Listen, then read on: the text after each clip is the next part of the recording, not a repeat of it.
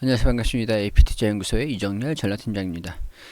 자, 오늘은 1월 11일이고요. 현재 시각은 4시 34분을 지나고 있습니다. 자, 두산중공업이고요. 코드번호 034020입니다. 오늘 조정을 받은 요인들은 여러 가지가 있습니다. 일단 첫 번째, 시장성 요인. 시장성 요인이고, 두 번째, 소송. 인프라코어가 되겠죠. 인프라코어. 자, 일단은 뭐 이 여러 가지 이슈들이 있는데, 일단 시장성 요인들 먼저 설명을 드리고, 이 인프라코어 소송 관련 14일에 뭐 결과가 나온다고 하는데, 여기 관련해서도 좀 바뀌었던 부분들이 있어가지고, 바뀐 시장에서 기사가 나온 부분에서 바뀐 소식들이 있어서 이런 부분들 제가 인지를 하고 나서 바로 이렇게 말씀을 좀 드리도록 하겠습니다. 자, 일단은 첫 번째, 시장이 굉장히 주종 흐름들을 강하게 보여줬다라는 부분들이 일단 전체적인 부분에서 좀 악재로서 좀 공포 심리가 좀 주도하는 그런 시장이었죠. 좀 살펴보면은, 자, 우선은 코스피 지수입니다. 코스피 지수 자체가 오늘 좀 장 초반에는 상승하는 모습들을 좀 보였다가 낙폭을 좀 확대를 했어요. 코스닥 지수는 빠질 때는 장중에는 3.4%까지 엄청나게 갑자기 폭락을 하는 그런 모습들 좀 보였습니다. 자, 반등이 나왔다가 낙폭을 확대를 하고. 자, 여러 가지 요인들이 있어요. 여러 가지 요인들이 있는데, 일단은 자, 제가 생각할 수 있는 부분들이 달러적인 부분들인 것 같아요. 제가 말씀드릴 수 있는 부분들이 달러가 지금 원달러가 좀 반등이 나왔습니다. 지난 3월 이후에 달러 약세가 계속 진행이 되면서 우리 코스피 지수가 꾸준하게 상승하는 모습들을 이렇게 보여줬죠. 3월 이후에 달러는 떨어지고 지수는 상승을 하고 유동성 장세가 진행이 되고 계속 진행이 되고 있었다라는 부분들이 일단은 긍정적으로 작용을 하는 그런 상황이었습니다. 자, 근데 달러가 반등이 나오면서 왜 지금 하필 또 이전에는 좀 FOMC에서 우리가 금리 인상을 할 때도 금리 인상을 한다고 하더라도 시장의 물가가 올라가는 거를 무시를 하고 용인을 할 거야. 제로 금리를 유지를 할 거야. 당분간. 그렇게 얘기를 했었거든요. 그때 이제 달러가 좀 반등이 살짝 나오다가 다시 좀 조정을 받았을 때 삼성전자가 엄청나게 강세를 이어가고 있었던 그때 그 시절입니다. 그때 그 시기에 자, 삼성전자가 올라가고 있었던 그런 상황들이었기 때문에 달러가 좀 탄력을, 그 전에 삼성전자 같은 경우도 이때 당시에는 외국인들이나 기관이랑 팔고는 있었어요. 개인 투자자들이 다 끌어올렸거든요, 최근에는. 자, 부각이 되고 있지 않다가 오늘 이렇게 쌍바닥을 다지면서 반등을 나오고 이런 부분들이, 이제는 FOMC에서 물가가 올라가더라도 시장의 금리랑 괴리감이 좀 있더라고. 통상적으로 이렇습니다. 물가가 올라가면은 물가가 올라가면 금리를 올려야 물가가 안정화가 돼요. 시장의 돈이, 화폐의 가치가 떨어지니까 이 물가에 대한 부분들이, 화폐의 가치가 떨어지다 보니까 물가에 대한 부분들이 올라가는 건데, 화폐의 가치를 올리면 물가가 안정이 되잖아요. 그렇기 때문에 금리를 상승을 시킨다라는 부분들이, 야, 생각보다 미국의 물가가 너무 올라가고 있어. FOMC가 아무리 용인하겠다, 괴리감이 좀 생겨도 이해하겠다라고 얘기를 했다지만 물가가 이렇게 올라가고 있는 거는 이제 곧 FOMC가 금리를 인상을 시킬 수 있는 부분들이 가까워졌다는 얘기가 아니겠냐. 그래서 달러가 반등이 나오는 거에 예민한 거예요, 지금. 그게 확정돼서 올라갔다라고 하는 게 아니라 예민한 겁니다, 예민. 그렇기 때문에 대부분의 종목들이 오늘 조정을 받았죠. 상승하는 종목들이 160 종목, 상승하는 종목들이 코스닥이 246 종목. 장중에는 100종목이 왔다 갔다 하면서 110 종목, 120 종목 이렇게 됐어요. 대부분의 나머지 종목들은 다 하락을 했죠. 시장 앞에서 장사가 없다고 우리 대부분의 종목들이 각자의 모멘텀적인 부분들은 있었겠지만 시장이 굉장히 공포 심리, 이 빅스 지수 이게 22%까지 올라갔는데 변동성 지수라고 하는데 공포 심리라고도 얘기를 합니다.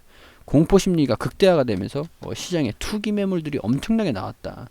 외국인이랑 기관이랑 금융 투자랑 일단은 먼저 매도를 하는 모습이에요. 차익 실현을 가장 먼저 누구보다 빠르게 차익 실현을 진행을 한 부분들이죠.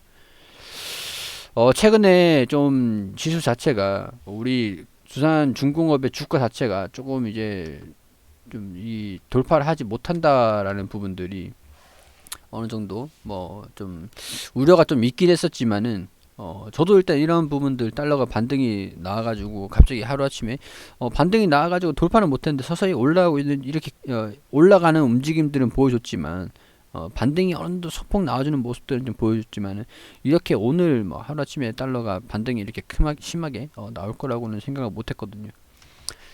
자리는 굉장히 좋았는데 시장 상황으로 인해서 좀 조정을 받았다라는 부분들. 근데 일단은 뭐 버틸 수도 있었다라고 생각을 합니다. 오늘 시장에서. 근데 소식들이 좀 나왔죠. 자, 두산인프라코 운명 좌우할 1조 소송이 14일 대법원에서 결론이 나온다. 14일 최대 1조 원의 향방이 좌우될 두산인프라코 중국 법인 둘러싼 소송이 14일에 나온다라고 하면 일단은 첫 번째 14일에 이제 3일 남았습니다. 3일 남았기 때문에 결과가 어떻게 나올지 알 수는 없어요. 그렇기 때문에 관망세가 좀 강하게 유지가 되는 그 와중에 관망세가 시장이 안 좋은 그런 모습들을 보여주니까 관망세를 보다가 시장이 안 좋은 모습들을 보여주니까 어느 정도 자리를 지키지 못하고 이탈하는 모습을 좀 보여준 것 같아요. 관망만 좀 진행이 됐어도 우행보를 하면서 이탈하지 않는 모습을 좀 보여줬을 것 같은데 이런 부분들은 시기적으로 조금 시장성 리스크가 좀 부각이 됐다라고 할 수밖에 없는 그런 상황인 것 같습니다. 자, 두산그룹은 현대중공업 KDBI 컨소시엄과 두산인프라코 약 8천억 원에 매각하는 주식 매매 계약을 앞두고 있다. 추후 DIC 판결로 인한 우발 채무는 모회사인 두산중공업이 책임지겠다는 특별 면책 조항을 거래에 포함을 시켰지만, 자, 두산중공업이 책임지겠다라는 특별 면책 조항을 거래에 포함시켰지만 실현 여부를 두고 법조계에서 의견이 계속 이렇게 된다 안 된다라는 부분들이 계속 나와주고 있어요. 두산인프라코 지분 36%를 보유한 두산중공업이 자회사 우발 채무 전체를 짊어지기는 판단을 내린다면 두산중공업 주주들에 대한 배임 소지가 될 수 있다라는 지적이다. 이거는 계속 지금까지 진행이 되고 있었습니다. 그렇기 때문에 어떻게 할래? 그것 때문에 올라가고 떨어지고 왔다 갔다 하고 있는 부분들이 있었죠. 자, 두산인프라코 중국법인 소송 5년 만에 결론이 난다. 이 기사를 보면은 자, 그래서 바뀐 것들이 두산인프라코 자금을 조달하는 방안을 최우선으로 하되 두산인프라코 만약에 패소를 하게 되면은 두산인프라코 니네가 결국 이렇게 되니까 이렇게 되고 있으니까 두산인프라코 니네가 자금을 조달하는 방향으로 최우선으로 진행을 해. 근데 대신에 현대중공업, KDBI 컨소시엄이 분담하는 금액이 생긴다면은 두산중공업이 분담할 거야. 분담을 안 할 수도 있다라는 부분들이 여기서 중공업이 책임지겠다는 특별 면책 조항을 거래에 포함시켰지만 실현 여부를 두고 법조계에서 의견이 엇갈리고 있다. 그렇기 때문에 두산중공업이 부담을 안 한다라고 이렇게 생각을 할 수도 있었는데 컨소시엄이 부담하는 금액은 두산이 부담한다라고 얘기를 합니다. 결국에는 소송에 대한 결과를 지켜볼 수밖에 없겠죠. 패소를 하게 돼서 현대중공업이나 KDBI, 인드웨스트먼트 여기 컨소시엄이 얘네들이 부담하는 금액이 없으면은 중공업이 부담하는 금액이 없게 마무리가 될 겁니다. 패소를 한다 그래도. 자, 패소를 하게 돼가지고 금액적인 부분에서 두산인프라코를 매각을 할 수 있을까라는 부분들이 14일에 결론이 나기도 하는 거예요. 패소를 해가지고 부담이 두산인프라코가 분담을 할 수 없는 얘네들이 감당을 할 수 없는 가격이다. 진짜 1조까지 나와버렸다. 사실 두산인프라코가 감당을 할 수 있을지는 알 수 없는 부분들이거든요. 얘네들이 돈이 있어가지고 이 법정이자 7천억 원에서 법정이자를 더한 금액이 시장에서 유통되는 1조 원이다라고 얘기를 하는데 이 1조 원 금액을 얘네들이 감당을 할 수 있겠냐? 자, 재무 측면에서 보면 현금 차출력 대비 차입금 부담이 높은 편이기 때문에 장점이지만은 이 2조 원 중반대로 줄어들었다라는 부분들이 이 인프라코어가 일단은 감당할 수 있는 수준이긴 하겠지만은 이 현대랑 DBI 컨소시엄에서 얘네들이 두산 인프라코어를 이렇게 되면 우리가 안 살래라고 얘기할 수 있는 그런 가능성들이 좀 나올 수 있기 때문에 자, 여러가지 시나리오를 준비하고 있을 것이다. 소송 결과가 어떻게 나오든 간에 상관없이 안정적인 영업 흐름, 두산인프라코어한테 좀 달린 것 같아요. 패소가 되든 승소가 되든 간에. 자, 물론 이제 대법원 같은 경우에서는 2심에서는 재무적 투자자들이 승소는 하긴 했지만 재판부는 재무적 투자자들이 주장하는 매매대금 7천억 원 중에 100억 원만 인정을 했다라고 하죠. 이 정도 수준에서 재판 결과가 나온다고 한다면 두산중공업이 환호를 할 겁니다. 자, 그렇지만은 그 정도로 끝나는지는 지켜봐야 되는 부분들이겠죠. 14일에 결론이 나온다라고 하는 부분들이 매각 작업이 꼬일 수밖에 없기 때문에 두산 입장에서는 자구안을 완전히 진행을 할 수 있을지 없을지에 대한 부분들이 결정이 되는 부분들이에요. 자, 본계약을 체결하는 걸 앞두고 있는 부분에서 재판에 대한 부분들이 언제 나올지는 알 수 없는 부분들이었는데 날짜가 14일에 공판을 연다고 합니다. 자, 5년 만에 공판을 연다고 하죠. 이 날짜가 잡힌 이상이야 지켜볼 수밖에 없겠죠. 결과가 어떻게 나올지는 알 수는 없잖아요. 자, 1심에서는 두산, 2심에서는 FA가 각각 승부했는데 소송가액은 7천억 원. 근데 여기서 인정한 것은 100억 원. 100억 원만 인정을 했다라고 하고. 자, 뭐 실사 협조 의무 있다 없다. 뭐 이런 부분들이 있는데 원금이냐 아니면은 뭐 그 현금 흐름 뭐 내부 수익률 뭐 그런 것 적용한 1조냐 이자 그런 것들 다. 자, 뭐 일단은 8천억 원 중반의 금액으로 좀 진행을 하는 부분들이었는데, 자, 일단 두산중공업은 양해각서와 그 중국 법인의 자녀 지분 취득에 필요한 금액은 두산 측이 부담하겠다. 이 금액에서 부담 어느 정도 하려고 하겠죠. 1월 말에 있을 본계약에 정한다는 방침입니다. 자, 뭐 일단은 배임 문제가 불거질 가능성이 있기 때문에 중공업 입장에서는 일단은 부담을 하지 않을 가능성이 좀 높을 것 같습니다. 이 최대 금액을 부담을 하지 않을 가능성들이 좀 높겠죠. 그 부분은 장점이라고 할 수 있겠죠. 근데 재판에 따라서 1월 말에 본계약이 정한다라고 하니까 1월 말에 본계약을 할 때 현대랑 이제 협상이 제대로 안 될 수도 있다라는 거예요. 현대 입장에서 야 그렇기 때문에 우리가 이렇게 부담해야 되는데 어떻게 할 거야? 그렇게 해서 이렇게 해줄게. 나 그거 마음에 안 들어. 이렇게 해줘. 이렇게 될 수가 있다라는 거죠. 이게 14일에 그리고 1월 말에 결정이 좀 될 것 같습니다. 심각한 부분은 아닌 것 같고 일단은 14일에 가능성 재판에 대한 결과가 나온다라는 부분에서 관망세가 이어지고 있다라는 부분들. 뭐 그렇다고 해도 두산중공업이 책임을 지지 않는다라고 하는 게 일단은 첫 번째 장점이 될 것 같고요. 일단은 본계약을 체결을 한다 안 한다에 따른 주가 등락이 좀 있을 것 같고요. 재판에 대한 결과가 이런 것들을 좀 결정을 하는 부분들이니까 승소를 했다 그러면 다시 주가가 좀 쾌재를 하겠죠. 주가가 긍정적인 움직임을 좀 보이기도 하겠죠. 자, 제일 중요한 것은 승소를 하든 패소를 하든 일회성 단기 악재 일회성으로 주가가 반영을 시켜버리면 그게 끝이에요. 끝입니다. 여기서 주가가 올라가지 못했다라고 하는 부분들인 아무래도 시장에 대한 요인들이 어느 정도 없지는 않았을 것 같지만 관망성도 진행이 되고 있다. 관망성. 자, 그리고 소송에 대한 부분들은 14일에 결정이 난다. 인프라코어 매각이 1월 말에 본계약을 체결한다.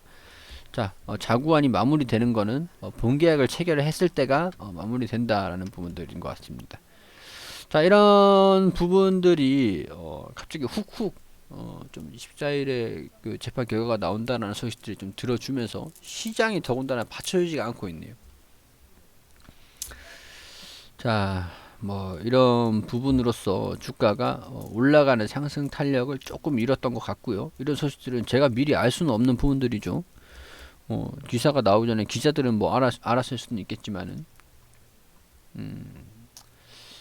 그렇죠. 이런 부분들의 주가가 반영이 되고 있으니까 일단은 14일과 1월 말 주가 움직임을 좀 살펴보면서 결과가 또 어떻게 나왔는지 주가 흐름들을 좀 따라가면서 브리핑을 드리면서 거기에 대한 이슈에 대한 결과를 조금 지켜볼 수 있도록 하겠습니다. 드디어 5년 만에 이제 이런 그동안 발목을 잡았던 부분들이 긍정적으로 생각하기에는 일회성 패소를 하든 뭐 승소를 하든 간에 일회성인 리스크 우리 주가가 또 조정을 올라가지 못했던 그런 이슈들 일회성이죠. 일회성 한번 반영을 시켜버리면 그게 이제 악재가 리스크가 해소가 되는 부분들이니까 불확실성이 해소가 되는 거예요. 결과가 나와버리니까 일회성은 매 한 번 딱 맞으면 끝나는 거예요. 한 대 맞고 끝낼래? 10대 맞고 끝낼래? 한 대 맞고 다 끝나는 거죠. 이런 것들도 어떻게 보면 시장에서 봤을 때 지켜볼 수 있는 그런 어, 기대감, 불확실성 완화, 그런 부분이라고 보시면 될 것 같습니다. 자, 여러 가지 요인들을 좀 말씀을 드려드렸어요. 결과가 어떻게 나올지는 저로서도 알 수는 없는 부분들입니다. 판결이 뭐 어떻게 나올지는 알 수 없는 부분들이니까 이런 부분들에 대해서 주가가 영향을 좀 받겠구나라고 참고를 하시면 될 것 같다라는 그런 말씀 드리도록 하겠습니다. 그리고 우리 소장님께서 매일매일 무료로 종목을 추천드리고 있습니다. 여기 검색창에 AP투자연구소라고 검색을 하시면 상단 부분에 홈페이지로 들어오게 되시면 여기 라이브로 깜빡깜빡 거리시는데 밑에 2020년 무료 추천 종목이라고 있습니다. 뭐 작년에는 2020년 무료 추천 종목을 확인하시면 되시고 지금 이제 진행되는 것은 여기거든요. 2021년 무료 추천 종목으로 들어오셔가지고 저희가 매일매일 종목을 소장님께서 매일매일 종목 추천해드리는 게시판들이 확인이 됩니다. 이거는 실시간으로 진행되고 있는 게시판이고 1월 8일 금요일 무료 추천 종목으로 들어오게 되시면은 장전에는 뉴욕 증시랑 우리 다양한 지표들 어떻게 움직였는지 간단하게 브리핑을 드리고요. 그리고 9시가 되면은 종목 추천을 드립니다. 자, 인프라웨어 현재가 2230원 기준 매수 1차 목표가 2295원, 손절가 2120원. 그리고 9시 1분에 만도 현재가 72,500원, 1차 목표가 74,700원, 손절가 7만원으로 대응하시라고 말씀드리고 9시 2분에 디지털업텍 현재가 1025원 기준 매수 1차 목표가 1050원, 손절가 985원으로 대응하시라고 세 종목 추천드렸습니다. 자, 그리고 추천드린 인프라웨어 1차 목표가 달성 이렇게 그래프판을 통해서 우리 차트를 통해서도 이렇게 설명을 드리면서 자세하게 리딩을 해드리고 있고요. 세 종목 추천해서 한 종목 수익, 두 종목 보유 중입니다. 인프라웨어 두 종목, 만도, 디지털옵틱. 자, 이렇게 무료 추천주는 돈을 버는 목적이 아니라 단타 개념으로 자기주도 학습을 위하여 진행하는 것입니다. 이렇게 안내를 드리고 있는데 우리 도움이 좀 필요하신 분들 같은 경우에서는 오셔가지고 추천을 좀 받으시면은 좋으시겠죠. 도움이 되시겠죠. 자, 이렇게 쭉 내려가다 보시면은 자, 만도 1차 목표가 돌파했다고 차트를 통해서 이렇게 또 설명을 드렸고 자, 10시 52분 무료 추천주 디지털옵틱 2차 목표가 돌파했다라고 차트를 통해서 이렇게 또 안내를 드렸습니다. 세 종목 추천드려가지고 오늘은 세 종목 전부 다 수익이 났는데 우리 평균적인 수익률 같은 경우에서는 이렇게 계속 안내를 또 드리고 있으니까 이렇게 확인을 하셔가지고 도움이 필요하신 분들 분명히 계시겠죠. 오셔가지고 도움을 받으시면 좋을 것 같다라는 말씀 드리도록 하겠습니다.